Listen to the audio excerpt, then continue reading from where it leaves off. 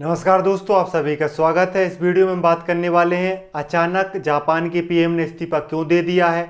प्रमुख वजह को जानेंगे जिस वजह से जापान के प्रधानमंत्री ने इस्तीफा दिया है। साथ में इस बारे में भी बात करेंगे कि जापान के अगले प्रधानमंत्री कौन बन सकते हैं। प्रमुख दावेदार जो जापान के प्रधानमंत्री बनने की रेस में बहुत आगे चल रहे हैं उनकी बात करेंगे। साथ में अंत में जानेंगे जापान से जुड़ी महत्वपूर्ण बातें, जापान का मैप कैसे दिखता है, किस द्वीपों से मिलकर बना है, राजधानी क्या है, मुद्रा क्या है, इन सब चीज़ों को वीडियो के अंत में जानेंगे। आइए वीडियो को शुरू करते हैं और जानने का प्रयास करते हैं कि जापान के प्रधानमंत्री ने इस्तीफा किन वजह से दिया है और कौन बनेंगे जापान के अगले पीएम। देखिए, अभी जो हाल ही में जो सबसे महत्वपूर्ण चीज चर्चा में है पिछले कुछ दिनों से, जापान में सत्ता परिवर्तन होने की जो है वो चर्चा जोरों शोरों से है। इसका कारण क्या है? जापानी प्रधानमंत्री शिगेरू इशिबा, ये आपको दिख रहे हैं, इनका नाम क्या है? Shigeru Ishiba. इन्होंने रिजाइन कर दिया है, इन्होंने इस्तीफा दे दिया है। मात्र 10 महीने ये प्रधानमंत्री रहे। कितने महीने प्रधानमंत्री रहे? मात्र 10 महीने ये प्रधानमंत्री रहे। नवंबर 2024 में जापान के प्रधानमंत्री बने थे। नाम था शिगेरू इशिबा। मात्र कितने महीने का कार्यकाल है? 10 महीने का कार्यकाल है। जब इन्होंने इस्तीफा दिया तो जापान की राजनीति में अस्थिरता पैदा हो गई है। अब मीडिया में जो सबसे महत्वपूर्ण चर्चा चल रही है वो ये चर्चा चल रही है कि प्रमुख वो कारण कौन से हैं, प्रमुख वजह कौन सी है जिनकी वजह से इन्होंने इस्तीफा दे दिया। तो अगर उन वजह की बात करें, उन रीजंस की बात करें, तो पहला कारण जापान में बढ़ती महंगाई और जनता का गुस्सा को माना जा रहा है। दूसरा कारण चुनावी हार को माना जा रहा है। तीसरा, पार्टी के अंदर जो अंदरूनी कलह चल रही है उसको माना जा रहा है। और चौथा, डोनाल्ड ट्रंप का दबाव माना जा रहा है। मीडिया रिपोर्ट्स में ये 4 प्रमुख कारण निकल के सामने आ रहे हैं जिन कारणों के आधार पर जापान के प्रधानमंत्री शिगेरू इशिबा ने क्या कर दिया है? रिजाइन कर दिया है, इस्तीफा दे दिया है। अगर हम बात करें बढ़ती महंगाई और जनता की गुस्सा की, महंगाई नियंत्रण में ना लगा पाने के कारण इनकी लोकप्रियता में गिरावट आई है, जिस वजह से जनता इनसे संतुष्ट नहीं थी। इसी कारण जनता ने जब जुलाई 2025 में चुनाव हुए थे उसमें एलडीपी, जिस पार्टी से जापान के प्रधानमंत्री इशिबा आते हैं, उनकी पार्टी को हार का सामना करना पड़ा था जुलाई में, जिसकी वजह से सरकार जो है वो अल्पमत में आ गई थी, सरकार की स्थिति कमजोर हो गई थी। इसलिए लग रहा था कि ये कभी भी इस्तीफा दे सकते हैं। ऐसा लग रहा था कि जुलाई में इस्तीफा दे देंगे, लेकिन उन्होंने इस्तीफा जुलाई में नहीं दिया, अगस्त में नहीं दिया, इन्होंने इस्तीफा कब दिया? सितंबर में दिया। जिसकी एक प्रमुख वजह मानी जा रही है कि इनके अंदर, पार्टी के अंदर अंदरूनी कलह चल रही थी, पार्टी के भीतर ही नेतृत्व पर इनके सवाल उठ रहे थे। तो इन्होंने सोचा कि जब मुझ पर लोग क्वेश्चन कर रहे हैं तो क्यों ना मैं इस्तीफा दे दूं। और एक प्रमुख वजह मानी जा रही है डोनाल्ड ट्रंप का दबाव। अमेरिका के राष्ट्रपति डोनाल्ड ट्रंप की जो अमेरिका फर्स्ट की नीति है उसकी वजह से जापानी अर्थव्यवस्था पे दबाव बढ़ा है। जापान पे टैरिफ लगाने की धमकी दी थी डोनाल्ड ट्रंप ने। इसकी वजह से जापान को अमेरिका के साथ जो है वो क्या करना पड़ा? समझौता करना पड़ा, जिसकी वजह से जापान की अर्थव्यवस्था पे और जापान की राजनीति पे दबाव बढ़ा है। इस वजह से भी प्रधानमंत्री इशिबा ने इस्तीफा दिया है, ऐसा माना जा रहा है। और ये माना जा रहा है कि इशिबा ने अंततः उन्होंने कहा कि कठिन दौर था, जापान अमेरिकी व्यापार समझौते को पूरा किया और अब नई पीढ़ी को नेतृत्व देने का मौका आ गया है। तो एक प्रकार से उन्होंने पार्टी के अंदर कलह को रोकने के लिए और डोनाल्ड ट्रंप के दबाव के बाद अपनी स्थिति को बेहतर करने के लिए रिजाइन देना बेहतर समझा, इस्तीफा देना बेहतर समझा। ये दबाव कैसा था? देखिए, ये दबाव ऐसा था कि उनका जो 10 महीने का कार्यकाल है उसमें सबसे ज्यादा ट्रंप का प्रभाव जो जापान को चुनौती बनकर आया, ये प्रमुख रहा। इशिबा का कार्यकाल मुख्यतः अमेरिकी राष्ट्रपति डोनाल्ड ट्रंप के टैरिफ और व्यापार वार्ताओं में फंसा रहा।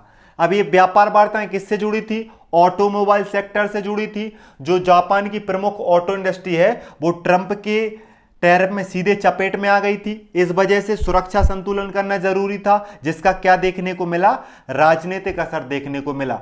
अमेरिका के साथ सुरक्षा सहयोग बनाए रखने और आर्थिक दबाव झेलने, दोनों में संतुलन करना क्या हो गया?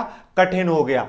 अमेरिका के साथ जाना भी दिक्कत वाला हुआ और अमेरिका के साथ अगर नहीं जाते तो भी दिक्कत होती। तो एक तरफ कुआं था, एक तरफ खाई थी, जिस वजह से उन पर दबाव बन गया था, जिस वजह से एक प्रकार से वो राजनीतिक और आर्थिक संकट में फंस गए थे। इस वजह से भी उन्होंने इस्तीफा दे दिया। ट्रंप की नीतियों से जापान में दक्षिणपंथी धड़े मजबूत हुए और एलडीपी जिससे प्रधानमंत्री आते हैं उस पर दबाव बढ़ा। इसी वजह से जो है उन्होंने क्या किया, इस्तीफा देने के लिए उन्हें मजबूर होना पड़ा और इसकी जगह पे कोई अन्य नेता आएंगे। अन्य नेता कौन से आएंगे? लगभग 5 नेताओं के नाम चल रहे हैं। अगले जापान के प्रधानमंत्रियों में 5 लोग दावेदार हैं, जिनमें से एक महिला है। अगर वो महिला प्रधानमंत्री जापान की बन गई तो जापान के इतिहास की पहली महिला प्रधानमंत्री होंगी। और उनका नाम क्या है? उनका नाम है, यहां पे देखें, सबसे पहले उन्हीं का नाम लिखा है साने ताइची या ताकाइची, साने ताकाइची उनका नाम है। लगभग 64 वर्ष उनकी उम्र है। एलडीपी पार्टी से ही आती हैं। इससे पहले आर्थिक सुरक्षा मंत्री रह चुकी हैं, आंतरिक मामलों की मंत्री रह चुकी हैं। अगर वो पीएम बनती हैं, साने ताइकाची जो हैं, अगर वो प्रधानमंत्री बनती हैं तो वो जापान की पहली महिला प्रधानमंत्री होंगी और सरकारी खर्च बढ़ाने और ब्याज दर ना बढ़ाने की समर्थक मानी जाती हैं। इसके बाद शिंजेरो कोइजुमी जो 44 वर्ष के हैं, एलडीपी के हैं, ये कृषि मंत्री रह चुके हैं, पर्यावरण मंत्री रह चुके हैं और सबसे कम उम्र के पीएम बन सकते हैं। इसके अलावा यूसी मासा हाइसी जो पहले जो हैं कैबिनेट सचिव रह चुके हैं, बैंक ऑफ जापान की स्वतंत्रता का समर्थन करते हैं, ये भी रेस में हैं। फिर योशिहिको नोडा, ये पूर्व पीएम हैं, इससे पहले पीएम रह चुके हैं, इनको भी रेस में माना जा रहा है। और एक हैं यूचेरो तमाकी, 56 वर्ष के हैं, ये डीडीपी पार्टी से आते हैं और ये जो है पार्टी के सहसंस्थापक हैं, पूर्व वित्त मंत्रालय के अधिकारी हैं। ये टैक्स कटौती से आमदनी बढ़ाने के पक्षधर माने जाते हैं। अब यहां पर आप देखें तो 3 प्रमुख जो हैं सत्ताधारी पार्टी से हैं, वो रेस में चल रहे हैं और माना जा रहा है कि इन्हीं तीनों में से कोई बनेंगे। वो 3 लोग कौन से हैं, वो आप 3 लोग देखें। ये जो महिला जो है इनका नाम क्या है, साने ताइकाची, ये है शिंजेरो कोइजुमी, ये है योशिमासा हाइसी, ये है योशिहिको नोडा और ये है यूचिरो तमाकी। ये 5 लोग जो हैं, आप इनको स्क्रीन पर देख सकते हैं, यही लोग जो हैं जापान के अगले प्रधानमंत्री बनने की रेस में चल रहे हैं। ये तीनों लोग जो हैं ये मुख्य हो जाते हैं क्योंकि ये तीनों लोग एलडीपी पार्टी से हैं और इसी पार्टी के पीएम बनने की संभावना ज़्यादा बताई जा रही है। और अगर ये बन गई तो ये पहली महिला प्रधानमंत्री होंगी। नाम है साने ताकाइची। ठीक है, तो आपको ये चीज़ याद रखना है एग्जाम की दृष्टि से भी, और अगर आप जियोपॉलिटिक्स में इंटरेस्ट रखते हैं तो उसके लिए भी ये नाम आगे चर्चा में बन सकते हैं, क्योंकि जो अगले प्रधानमंत्री बनेंगे उनका नाम आपको पता होना चाहिए। तो इन्हीं 5 में से बनने की संभावना है, ऐसा मीडिया रिपोर्ट्स बता रही हैं। अब हम जान लेते हैं जापान के बारे में। जापान के बारे में एक इंट्रोडक्शन जान लेते हैं। जापान कहाँ का देश है? जापान एशिया का देश है। और जापान की अगर हम स्थिति को देखें तो जापान जो है पूर्वी एशिया में है। कहां पर है? पूर्वी एशिया में। किस महासागर में स्थित है? प्रशांत महासागर में स्थित है। कैसा देश है? द्वीप समूह वाला देश है। यहां पर बहुत सारे आइलैंड आपको देखने को मिलते हैं। 4 प्रमुख आइलैंड के नाम क्या हैं? Honshu island, Hokkaido island, Kyushu island और शिकोकू आइलैंड। ये 4 आइलैंड जो हैं महत्वपूर्ण माने जाते हैं। जापान की राजधानी टोक्यो है। जापान की लगभग जनसंख्या 12.5 करोड़ है। जापान की प्रमुख भाषा जापानी है। जापान का प्रमुख धर्म सिंतो धर्म को और बौद्ध धर्म को माना जाता है। इसके अलावा ईसाई और अन्य समुदाय के लोग भी रहते हैं। जापान दुनिया की 4थी बड़ी अर्थव्यवस्था माना जाता है। ये तकनीक के क्षेत्र में, ऑटोमोबाइल के क्षेत्र में, रोबोटिक्स के क्षेत्र में, इलेक्ट्रॉनिक के क्षेत्र में अग्रणी देश माना जाता है। जापान की मुद्रा जापानी येन है। जापान की प्रमुख कंपनियों में टोयोटा, सोनी, होंडा, पैनासोनिक, ये जो हैं महत्वपूर्ण कंपनियां हैं जापान की। और जापान की प्रमुख विशेषता है हाई स्पीड शिंकानसेन, जिसे आप बुलेट ट्रेन कहते हैं। दुनिया की सबसे बेहतरीन बुलेट ट्रेनों में जापान की बुलेट ट्रेन का नाम आता है। और भारत में भी बुलेट ट्रेन कौन विकसित कर रहा है? जापान ही विकसित कर रहा है। दिल्ली मेट्रो को बनाने में महत्वपूर्ण भूमिका किसकी रही है? जापान की रही है। जापान मुख्यतः कहां पर है? प्रशांत महासागर में स्थित एक द्वीप समूह वाला देश है।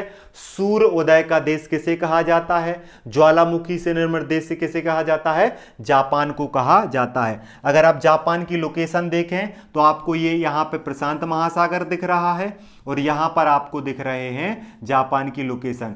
जापान की राजधानी क्या है? टोक्यो। टोक्यो में ही 2024 के जो हैं 2020-21 के ओलंपिक हुए थे। कहां पर?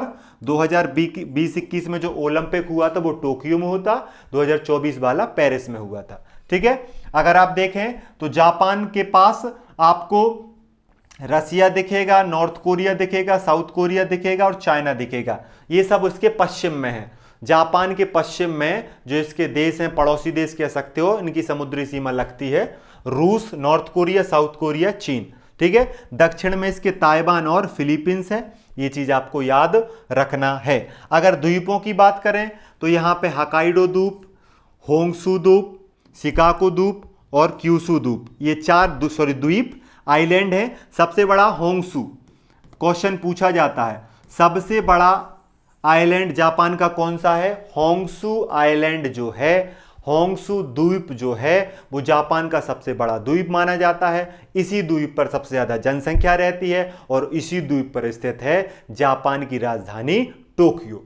आपको कमेंट करके बताना है कि जापान और भारत चार देशों के समूह में शामिल हैं, जिसमें अमेरिका भी शामिल है, जिसमें ऑस्ट्रेलिया शामिल है, भारत शामिल है और जापान शामिल है, उसे क्या कहा जाता है? अगर वीडियो आपने यहां तक देखा है, पीडीएफ प्राप्त करने के लिए इस नंबर पर मैसेज करें। वीडियो देखने के लिए धन्यवाद। जय हिंद, जय भारत।